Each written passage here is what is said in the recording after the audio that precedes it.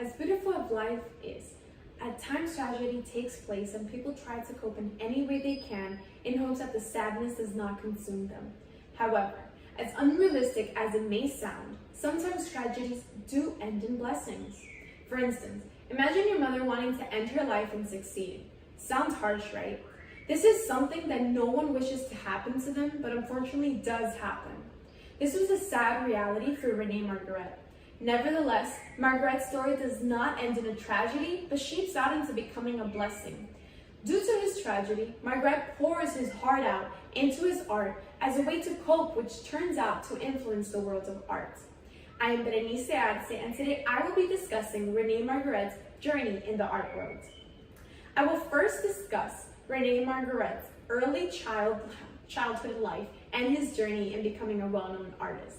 Then I will continue discussing how his art style was one of the primary influences on the pop art movement. To begin with, it is important to fully understand how this passion for art came to be. And to do this, we have to look into Margaret's early life. For Margaret to become a well-known artist, he had to go through things in life that later will help him work his way up, and his early childhood was one factor that influenced his later success. At first, Renee Margaret had a simple childhood. Renee Margaret was born on November 21st, 1898 in Belgium. Renee Margaret was also the oldest of 3 brothers, and according to bibliography.com, Renee Margaret lived comfortably due to the reason his father was a tailor and had investments in edible oils. Unfortunately, Renee Margaret was then later left without a mother after she committed suicide, which allowed him to turn to art to express himself. Renee Margaret attended Academy Royale des Beaux Arts, but quickly left because he believed the art classes were useless, and he managed to make a living as a fine artist, so he had no reason to stay in that school. After leaving the art school because of his lack of inspiration, he served in the military. Once he returned from his service in the military, he married and ended up working at a local wallpaper factory, as mentioned in theartstory.org. As mentioned in the same article, this job allowed him to become a freelance designer of posters while continuing to paint on his own on the side. After working at this factory for a year, he signed a contract with Galerie Le Century in Brussels and was able to make a living as a fine artist. It was not until he laid eyes on the works of Giorgio Chirico that he began to work within the Surrealist idiom. As he began to feel confident with his work, his contract with Galerie Le Century ended, and his work was received with a lot of criticism, making him feel as if he was not cut out for the art world. Margaret had to find a way to survive now that he was out of work, so he started producing forged paintings of very, very well-known artists at the time. With the loss of hope, he left Brussels for France, searching for new inspiration and a desire for people to actually enjoy his works.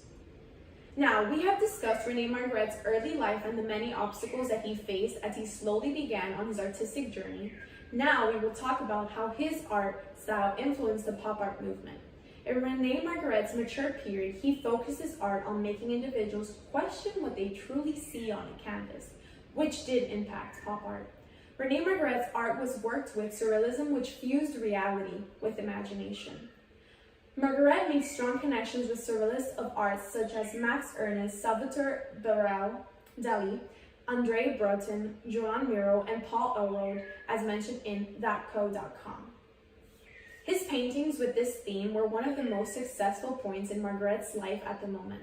He, however, had a different view as to how he wanted to paint because he did not like the dark mode theme that was created by surrealists, which is where the other artists mentioned.